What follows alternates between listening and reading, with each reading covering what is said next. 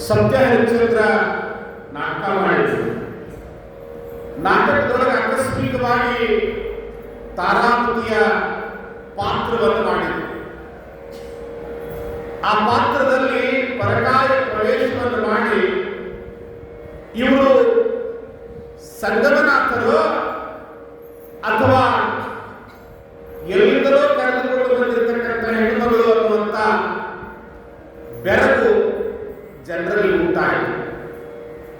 ಹಾಗಂತ ಶಾಲೆಯಲ್ಲಿ ಹಿಂದುಳಿಲ್ಲ. 7ನೇ ಮುಲ್ಕಿ ಪರೀಕ್ಷೆ, ಬಹುಶಃ ದಿನವಾನದೊಳಗೆ ಮುಲ್ಕಿ ಪರೀಕ್ಷೆಗಳು ಜಿಲ್ಲಾ ಮಟ್ಟದಲ್ಲಿ ನಡೆಯುತ್ತಿದ್ದು ಗೊತ್ತಿರಬಹುದು.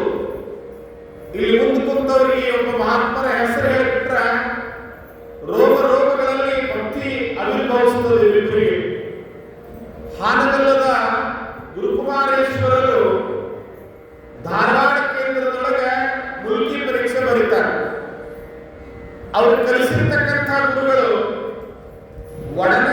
ಒಡನಾಟದಲ್ಲಿರ್ತಕ್ಕಂಥ ಸ್ನೇಹಿತರು 3 ಜನ.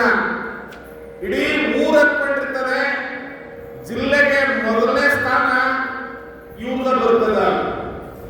ಅದು ದುರ್ದೈವ, ಪರೀಕ್ಷೆಯಲ್ಲಿ ಫೇಲ್ ಆಗ್ತಾರೆ ಅಂತ ನಾವು ಇವತ್ತಂತೂ ದುರ್ದೈವ ಅಂತ.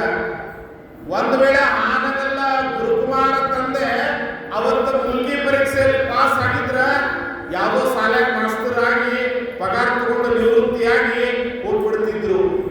ಒಬ್ಬರು ಇಬ್ಬರು ಮಕ್ಕಳಾಗ್ತಿದ್ದು ಲಗ್ನ ಮಾಡ್ತಿದ್ರೇನೋ. ಈ ಬಾಯಿಂದ ಅನ್ನಬಾರ್ದು, ಕ್ಷಮೆ ಇರಲಿ ಗುರುವಿನ ಪಾದದಲ್ಲಿ. ಆದ್ರೆ ಇವತ್ತು ಆ ಪುಣ್ಯಾತ್ಮ ಆನಗಲ್ಲ ಮಠಕ್ಕೆ ಶಿವಯೋಗಿಯಾಗಿ ಬಂದರು. ಕಣ್ಣೇ ಇಲ್ಲದೆ ಇರತಕ್ಕಂಥ ಪಂಚಾಕ್ಷರಿ ಗವಾಯಿಗಳನ್ನ, ಕಣ್ಣಿಲ್ಲದೆ ಇರತಕ್ಕಂಥ ಪುಟ್ಟರಾಜ ಕವಿಗವಾಯಿಗಳನ್ನ ತಮ್ಮ ಉಡಿಯಲ್ಲಿ ಹಾಕೊಂಡು ಜೋಪಾನ ಮಾಡಿದರು. ಇಡೀ ಭಾರತದಲ್ಲಿ ಅಂಧ ಅನಾಥರ ತಂದೆಯಾಗಿ ಮದರ್ ತೆರೇಸಾಗೆ ಭಾರತ ರತ್ನ ಪ್ರಶಸ್ತಿ ಕೊಡ್ತಾರೆ. ಆದರೆ ಪುಟ್ಟರಾಜ ಕವಿಗವಾಯಿಗಳಿಗೆ, ಹಾನಗಲ್ಲದ ಗುರುಕುಮಾರೇಶ್ವರರಿಗೆ 10 ಭಾರತ ರತ್ನ ಪ್ರಶಸ್ತಿಗಳು ಕೊಟ್ಟರು ಕೂಡ ಪ್ರಶಸ್ತಿ ಕಿಮ್ಮತ್ ಹೆಚ್ಚಾಗ್ತದೆ ಹೊರತು ಇವ್ರು ಸಣ್ಣವರಾಗುವುದಿಲ್ಲ. ಯಾಕಂದ್ರೆ ಮದರ್ ತೆರೇಸಾಳ ಹಿಂದೆ ಬ್ರಿಟಿಷ್ ಗೌರ್ಮೆಂಟೇ ಇತ್ತು. ಆದರೆ ಯಾವುದೇ ಅನುದಾನಗಳಿಲ್ಲ, ಯಾವುದೇ ಗ್ರಾಂಟ್ಗಳಿಲ್ಲ, ಯಾವುದೇ ಸಹಾಯವಿಲ್ಲ, ಸರ್ಕಾರದ ಬೆನ್ನೆಲುಬಿಲ್ಲ. ಕೇವಲ ಜೋಳಿಗೆಯಿಂದ ಈ ನಾಡಿನ ಲಕ್ಷ ಅಂಧ ಅನಾಥರನ್ನ ಸಾಕುವಂತ ಶಕ್ತಿ ಅದಕ್ಕೆ ಬಂತಂದ್ರೆ ಅವರು ಒಂದು ಮುಲ್ಕಿ ಫೇಲ್ ಆಗಲ್ಲ, ಅದಕ್ಕೆ ಆ ಶಕ್ತಿ ಬಂತು. ಆದ್ರೆ ಬಂಧನಾಳದ ಸಂಗನ ಬಸವ ಶಿವಯೋಗಿಗಳು ಜಿಲ್ಲೆಗೆ ಪ್ರಥಮರಾಗಿ ಡಿಸ್ಟಿಂಕ್ಷನ್ ಅಂತಾರಲ್ಲ, ಮೇಲ್ದರ್ಜೆಯಲ್ಲಿ ಪಾಸ್ ಆದರು.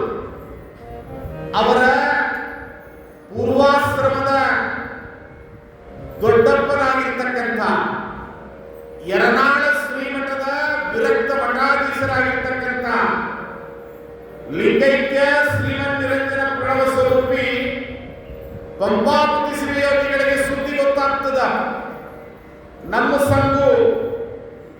ಸಂಘು ಮುಲ್ಕಿ ಪರೀಕ್ಷೆಯೊಳಗೆ ಬಹಳ ದೊಡ್ಡ ಶ್ರೇಣಿಯಲ್ಲಿ ಪಾಸ್ ಆಗಿದ್ದಾನೆ ಅಂತ ಖುಷಿಯಿಂದ ಕರೀಲಿಕ್ಕೆ ಕಳಿಸ್ತಾರೆ.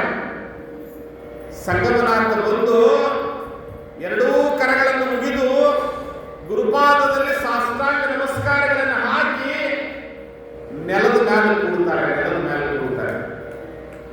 ಪಂಪಾಪತಿಗಳಂತಾರೆ, ಸೊನ್ನೆ ಮಾಡ್ತಾರೆ, ಬಾ ಈ ಕೂಡು ಕುರ್ಚಿ ಮೇಲೆ ಅಂತ.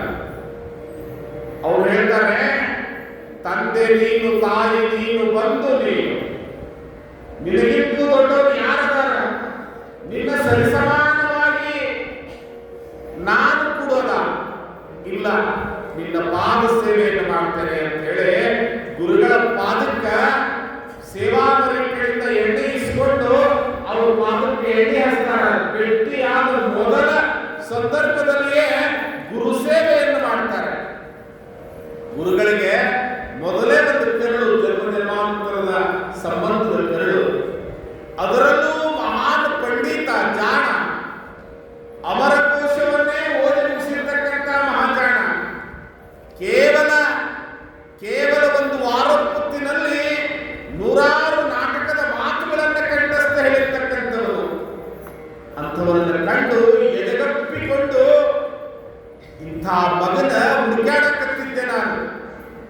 ಒಂದು ಮಠಕ್ಕೆ ಯೋಗ್ಯವಾದ ಒಟ್ಟು ಸಿಗುವುದು ಆ ಮಠದ ಸ್ವಾಮಿಯ ಜನ್ಮ ಜನ್ಮಾಂತರದ ಪುಣ್ಯ. ಬಂತರಾಳ ಮಠಕ್ಕೆ ಚನ್ನಬಸವ ಶಿವಯೋಗಿಗಳ ಆಗುವವರೆಗೇನು ಕೂಡ ಆ ಮಠದ ಹೆಸರು ದಶಗಳಲ್ಲಿ ಇರಲಿಲ್ಲ.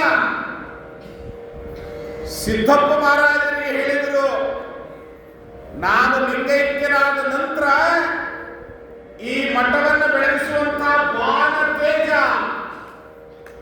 ಆಕಾಶದ ಸೂರ್ಯ ಈ ಮಠಕ್ಕೆ ಬರ್ತಾನೆ ಅಂತ ಪುಣ್ಯಾತ್ಮ ಅಂಬಯ್ಯ ತಾತನ ಎದುರಿಗೆ ಕುಳಿತಿದ್ದಾನೆ.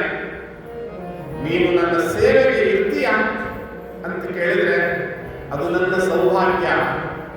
ನೀವು ನನ್ನ ಸೇವಾಕ್ಕೆ ಇರ್ತೀರಾ ಅಂತ ಕೇಳಿದ್ರೆ ಅದು ನನ್ನ ಸೌಭಾಗ್ಯ ಅಂತ ಹೇಳ್ತಾರೆ. ಮಠದ ಸ್ವಾಮಿಗಳ ಪರಿಸ್ಥಿತಿ ಹೇಗಿರ್ತದೆ ಅಂತ ಹೇಳಿದ್ರೆ, ಸ್ವಾಮಿಗಳು ಪೂಜಾ ಪುತ್ರರ ಮರಿಗಳು ಹೊರಗೆ ಬರ್ತಾವ. ಅವು ಕೆಲವು ಸಲ ನಾಯಿ ಮರಿಯಾಗಿರ್ತಾವ, ಕೆಲವು ಸಲ ಬೆಕ್ಕಿನ ಮರಿಯಾಗಿರ್ತಾವ. ಹಾನಗಲ್ಲದ ಗುರುಕುಮಾರ ಶ್ರೀಯೋಗಿಗಳು ಸ್ವರ್ಣಗಿರಿಯೊಳಗೆ ವಾರದ ಮಲ್ಲಪ್ಪನವರ ತೋಟದೊಳಗೆ ವಸ್ತಿ ಇದ್ರು. ವಾರದ ಮಲ್ಲಪ್ಪನವರ ತೋಟದೊಳಗೆ ವಸ್ತಿ ಇದ್ರು. ನಲತವಾಡದ ವೀರೇಶ್ವರ ಮಹಾಶ್ರೀಶರಣರು ಹಾನಗಲ್ಲದ ಗುರುಕುಮಾರ ಶಿವಯೋಗಾಶ್ರಮವನ್ನು ಕಟ್ಟಬೇಕು ಅಂತ ಪಟ್ಟಿಗೆ ಸೊಲ್ಲಾಪುರಕ್ಕೆ ಬಂದಾಗ ಅವರು ಎಷ್ಟು ದಿವಸ ಆಯ್ತು ಒಳ್ಳೆ ಊಟ ಮಾಡಿ ಅವರಿಗೆ ತುಪ್ಪ ಇರಲಿ ಅಂತ ಒಂದು ಗಿಂಡಿ ತುಪ್ಪ ಒಬ್ಬ ಐದಿದ್ದು ಭಕ್ತರ ಮನ್ಯಾಗ ರೊಕ್ಕ ಕೊಟ್ಟು ಖರೀದಿ ಮಾಡಿ ಅವರೆಲ್ಲ ವೀರೇಶ್ವರ ಶರಣರು ಕೇಳಿದ್ರೆ ಎಷ್ಟು ರೀತಿ ಒಯ್ಯಂತಿದ್ರು. ಇಲ್ಲ, ಸೇವಾ ಮಾಡಬೇಕಾದ್ರೆ ಪುಕ್ಕಟೆ ಮಾಡಬಾರ್ದು. ಧೂಪಿಲ್ಲ ದೀಪಿಲ್ಲ ಹಂಗ ಬಂದಿದಿ, ವರ ಇಲ್ಲ ಶಾಪಿಲ್ಲ ಹಂಗ ಎದ್ದು ಹೋಗಂತಾನಂತ ದೊಡ್ಡಪ್ಪ ರಾಜ. ಸದ್ಗುರುವಿನ ಮಠಕ್ಕೆ ಬರಾಗ ಏನಾದ್ರೂ ಕೈಯಲ್ಲಿ ಹಿಡ್ಕೊಂಡು ಬರಬೇಕು, ಅದು ಸೇವಾ. ಹಾಗೆ ಹಾನಗಲ್ಲದ ಗುರುಕುಮಾರ ಶಿವಯೋಗಿಗಳಿಗೆ ವೀರೇಶ್ವರ ಶರಣರು ತುಪ್ಪ ಒಯ್ದರು. ಅಜ್ಜ ಅವರು ಪೂಜೆ ಕೂತ್ರು, ಮರಿಗಳು ತುಪ್ಪ ತಗೊಂಡು ಅದನ್ನ ಕಿಡಿಕ್ಯಾಗಿಟ್ರು. ಮ್ಯಾಗ ಕಿಡಿಕ್ಯಾಗ ಹೊರಗೆ ಲಗ್ನದ ಒಂದು ನಿಂಬಣ ಬರಾಕತ್ತಿತ್ತು. ಕರಡಿ ಮೊದಲು ಹಚ್ಕೊಂಡು ಕುಡ್ಕೊಂಡು ಬರಾಕತ್ತಿದ್ರು. ಇವು ಶಿವಯೋಗ ಮಂದಿರದೊಳಗೆ ಉಪ್ಪು ಉಂಡಿಲ್ಲ, ಖಾರ ಉಂಡಿಲ್ಲ, ಹೊರಗಿನ ಪ್ರಸಂಗ ನೋಡಿಲ್ಲ. ನಸ್ಕಿನ್ 4 ಗಂಟೆಗೆ ಮಲಪ್ರಭಾ ನದಿಯೊಳಗೆ ಜಿಗಿದು ಸ್ನಾನ ಮಾಡಬೇಕು. ಮಸುಳೈತಿ ಹಾಮದ ಚೋಳನ ನೋಡಂಗಿಲ್ಲ. ಯಾಕಂದ್ರೆ ಸಮಾಜಕ್ಕಾಗಿ ಜೀವನವನ್ನೇ ಸಮರ್ಪಣೆ ಮಾಡಿಕೊಂಡಿರ್ತಕ್ಕಂಥ ಸಾವಿಗೆ ಹೆದರ್ತಾನಂದ್ರೆ ಅಮಯಂತಿ ಸ್ವಾಮಿ ಅಂಥ ಮರಿಗಳು ಹೊರಗ ಲಗ್ನದವರು ನಿಂಬಣದ ಕುಡಿತ ನೋಡಕ್ ಬಂದಿದ್ರು. ಬೆಕ್ಕು ಹೋಗಿ ಗಿಡ್ಡನ್ ತುಪ್ಪ ಕುಡಿಯಿತು. ಮಡಿ ಫೇಲ್ ಮಡಿ ಹೋಯ್ತು. ಇನ್ನು ಆ ತುಪ್ಪ ಕುಮಾರೇಶ್ವರಿ ನೀಡಂಗಿಲ್ಲ. ಯಾವುದೋ ಓಣಿಯಲ್ಲಿ ಭಿಕ್ಷಾಟನೆ ಮಾಡ್ತಾ ಇರ್ತಕ್ಕಂಥ ವೀರೇಶ್ವರ ಶರಣರಿಗೆ ಗೊತ್ತಾಯ್ತು ಸದ್ಗುರುನಾಥರಿಗೆ ಕೊಟ್ಟಿರ್ತಕ್ಕಂಥ ತುಪ್ಪ ಸಮರ್ಪಣೆ ಆಗಲಿಲ್ಲ, ಗುರು ಸಮರ್ಪಣೆ ಆಗಲಿಲ್ಲ ಅಂತ ಓಡ್ಕೊಂತ ಬಂದ್ರು. ಕುಮಾರ ಶ್ರೀಯೋಗಿಗಳು ಭಕ್ತರಿಗೆ ಪ್ರವಚನ ಹೇಳಿಕೊಟ್ಟಿದ್ರು. ಅವ್ರು ಬಂದು ಒಂಟ್ಕಾಲ್ನಲ್ಲಿ ನಿಂತರು. 40 ಶರಣರ ಹಿಂಗ್ಯಾಕ್ರಿ ಅಂದ್ರು. ಯಪ್ಪ, ಪ್ರಸಾದ ಅಂದ್ರೆ ಏನ್ರಿಪ್ಪ? ಹಾನಗಲ್ ಕುಮಾರ ಶ್ರೀಯೋಗಿಗಳಿಗೆ ವೀರೇಶ್ವರ ಶರಣರು ಕೇಳ್ತಾರೆ, ಪ್ರಸಾದ ಅಂದ್ರೆ ಏನು ಅಂತ. ಶರಣರು ಹೇಳ್ತಾರೆ, ಇಲ್ರಿಪ್ಪ, ಪ್ರಸಾದ ಪೂರ್ಣ ಸಮರ್ಪಣೆ ಯಾವಾಗ ಆಗ್ತದ್ರಿಪ್ಪ? ಹೇಳ್ತಾರೆ, ಇಲ್ರಪ್ಪ, ಹಂಗಲ್ರಪ್ಪ. ಪ್ರಸಾದ ಭಕ್ತ ಆಸೆಯಿಂದ ಗುರುವಿಗೆ ಮುಟ್ಲಿ ಅಂತಂದು ಕೊಟ್ಟಿರ್ತಕ್ಕಂಥ ಪ್ರಸಾದ ಗುರುವಿಗೆ ಮುಟ್ಬೇಕಲ್ರಪ್ಪ. ಮುಟ್ಟಿಲ್ಲ ಅಂದ್ರೆ ಭಕ್ತನ ದೋಷವೋ ಗುರುವಿನ ದೋಷವೋ? ಅಪ್ಪ, ಎಂಥ ಪ್ರಶ್ನೆ ಅದು. ನಿಮ್ಮ ಸ್ವಾಮಿಗಳ ಮನೆಗೆ ರಾಶಿ ಮಾಡಿ ಒಂದು ಮುಟ್ಟಿ ಗೋಧಿ ಒಯ್ದು ಕೊಟ್ಟಿರ್ತೀವಿ. ಆ ಗೋಧಿ ಗುರುವಿಗೆ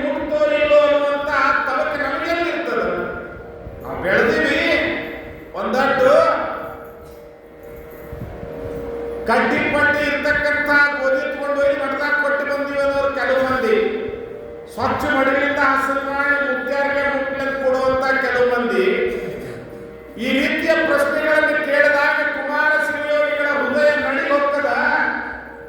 ಮಠದಾಗಿದ್ದು ಮರಿಗಳನ್ನು ಕರೀತಾರೆ. ಪ್ರಸಾದ ದ್ರೋಹ ಆಗಿದೆ. ಇವತ್ತು ಏನಾಗಿದೆ? ಮರಿಗಳು ತರ ತರ ತರ ತರ ನಡುತ್ತಾವ. ಇವರು ಕೇಳಬೇಕೆಲ್ಲ ಆಶ್ರಮದಾಗ ಕಲ್ತಾರ, ನಾವು ಮಠದಾಗ ಕಲ್ತೀವಿ. ಮನ್ಯಾಗ ಸಿಕ್ಕಟ್ಟು ಸುಲಭವಾಗಿ ಅನಾಯಾಸವಾಗಿ ಪ್ರಸಾದ ಮಠದಾಗ ಸಿಗಂಗಿಲ್ಲ. ಇಷ್ಟಿಷ್ಟು ಒಂದೊಂದು ಹರಿ ಜಬರಿ ತಂದು ಇಟ್ಟಿರ್ತಾರೆ ಗುರುಗಳು. ಚಡಿ ಚಮ್ ಚಮ್ ವಿದ್ಯಾ ಹೊಡಿಸ್ಕೊಂಡ್ರೆ ಯಾರಿಗೆ ಹೇಳೋದು? ತಂದೆಯೂ ಅವನೇ, ತಾಯಿಯೂ ಅವನೇ, ಬಂಧು ಅವನೇ, ಬಾಂಧವನು ಅವನೇ, ಮತ್ತೆ ಬಂದು ರಮಸಾವ ಅವನೇ. ಯಾಕೆ ಹೊಡೆದಾನಂದ್ರ ಚಲೋ ಕಟ್ಟಿಸ್ಕೊಂಡದ್ದು ಅಲ್ಲಿ ಮ್ಯಾಗ ಕೂತು ಪೂಜೆ ಮಾಡಿಸ್ಕೊತೇವೆ. ನಾವಲ್ಲೇ ಕಟ್ಟಿಸ್ಕೊಳ್ಳೋದಿಲ್ಲ ಅಂದದ್ದು ಹೊಸ್ತ್ರಿ ಮುಂದ ಕಾಲು ಕಲ್ಲು ಹಾಕಬೇಕು. ಏನಾಕಿ ಅಂತ ಗುರುನಾಥ್ ಕೇಳಿರ್ತಾನೆ. ಅವಾಗ ಹುಡುಗರು ಬಂದಂತ ಸೇವಾ ಮನೆಗಳು ಅಜ್ಜಾರ ಸ್ಯಾಂಡ್ರು ತುಪ್ಪ ಕೊಟ್ಟಿದ್ದೀರಿ, ಕಿಡಿಕ್ಯಾಗ ಇಟ್ಟಿದ್ದೀರಿ, ಕಾವಲ ಬಿಟ್ಟು ಪ್ರಸಾದದಲ್ಲಿ ಕಾಯೋದನ್ನು ಬಿಟ್ಟು ಹೊರಗೆ ನಿಬ್ಬುಡ ನೋಡಕ್ ಬಂದೀವಿ, ಬೆಕ್ಕು ಉಳಿಸೋಗೆ ಸರ ಕ್ಷಮಾ ಮಾಡಿ. ಯಾರಂದವರು? ಮೂರು ಲೋಕದೊಳಗೆ ಸ್ವಾಮಿ ಅಂದ್ರೆ ಕುಮಾರಸ್ವಾಮಿ ಅಂತ. ಕುಮಾರಸ್ವಾಮಿ ಭಿಕ್ಷೆಯನ್ನು ಬೇಡಿ ದಾಸೋಹವನ್ನು ಮಾಡ್ತಾ ಇರ್ತಕ್ಕಂಥ, ಮೈಯಲ್ಲಿ 63 ಕಡೆ ಹರಿದಿರ್ತಕ್ಕಂಥ ಅಂಗಿಯನ್ನ ಹಾಕೊಂಡಿರ್ತಕ್ಕಂಥ, ಎಲ್ಲಾ ಕಡೆ ಹರಿದಿರ್ತಕ್ಕಂಥ, ಕಮಲ ಹೊರಕೊಂಡಿರ್ತಕ್ಕಂಥ, ತೆಲುಗಾಗಿ ಬಸವಣ್ಣನ ವಚನದ ಕಟ್ಟುಗಳನ್ನ ಇಟ್ಕೊಂಡಿರ್ತಕ್ಕಂಥ, ಕೈಯಲ್ಲಿ ಹರಿದ ಜೋಳಿಗೆ ಮುರಿದ ಬೆತ್ತ ಅಂತ ಶರಣನಿಗೆ ಕ್ಷಮಾ ಮಾಡಬೇಕು. ಶರಣ, ನಾವು ಮದುವೆ ಆಗ್ಲಾರ್ದ ವಿರಕ್ತರು. ನೀವು ಮದುವೆ ಆಗಿ 5 ಮಂದಿ ಮಕ್ಕಳು ಹಡಿದ್ರು ಕೂಡ ನಿಜ ವಿರಕ್ತ ಶರಣ, ನೀವು ನಿಜ ವಿರಕ್ತ ಅಂತ ಹೇಳ್ತಾರೆ. ಅಂಥ ಗುರುವಿನ ಮಹಿಮೆ ದೊಡ್ಡದು. ಅಂಥ ಗುರು ಸೇವೆಯನ್ನು ಮಾಡಲಿಕ್ಕೆ ಸಂಗನ ಬಸವ ಶಿವಯೋಗಿಗಳು ಒಪ್ಕೊಂತಾರೆ. ಆಯ್ತು, ನಾವು ಸ್ನಾನಕ್ಕೆ ಹೋಗ್ಬೇಕು, ನೀವು ಮೊದಲು ಸ್ನಾನ ಮಾಡಿ ಮಡಿ ಮಾಡಿ. ಏನ್ ಮಡಿ ಮಾಡೋದು?